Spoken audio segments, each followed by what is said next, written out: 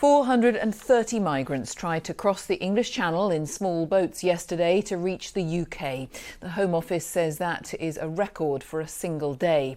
So far this year, more than 7,000 people have been intercepted on small boats.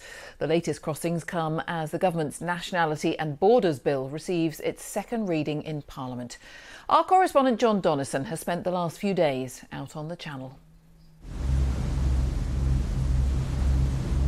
Rolling out of Dover at dawn. Eyes on the horizon as we head south. Our skipper has told us it's the most likely time to spot migrants risking the crossing from France. And it doesn't take long. Yeah, Dover Coast Guard, this is City of Westminster. We've spotted another small rib which appears to be a migrant boat. Amid one of the world's busiest shipping lanes, a tiny dinghy bobbing on the waves. Desperate people do desperate things. They've no motor, just paddles. Where are you from, guys? Sudan. From Sudan. Are you okay? Help will be coming soon. They will come and pick you up. Okay. Would you like some water? Yeah. Okay. How long have you been at sea this morning? 2 o'clock we start and Why do you want to go to England? see the safe place. And tell me about your journey from Sudan. Come from Libya to Italia, and Libya to Italy, yeah. and then through Europe. And why did you leave Sudan? We need a safe place. Safe place. Yeah. There's some fruit, some biscuits, some juice. After that, we shadowed them and called the Coast Guard, who organised their rescue. Well, it's getting busier all the time. When we first sort of started seeing these migrants come across sort of 3-4 years ago, there was just a few come across in drips and drabs, but now it seems like a very well-organised people smuggling route. And not far away, we find another migrant boat.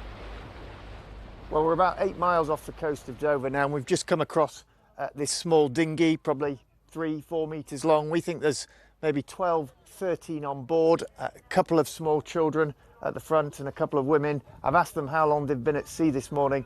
They've said a couple of hours, so they must have set off before dawn, and we've now called in the UK Border Force, the UK Coast Guard, who are going to come and pick them up. Rescued migrants are then brought to Dover and ferried ashore for processing. The government says its new Nationality and Borders Bill, currently passing through Parliament, targets people smugglers. But it also includes a new law, meaning migrants arriving without permission could be jailed for up to 4 years. Critics say it amounts to cruelty. It's a really callous, cold-hearted, brutal response by a government that's trying to arrest and prosecute its way out of a problem. It won't succeed. Putting people in jail who have come here because of the terrible things that have happened to them in their lives is really draconian, punitive, and all that it will do is fill up our jails without resolving the issue.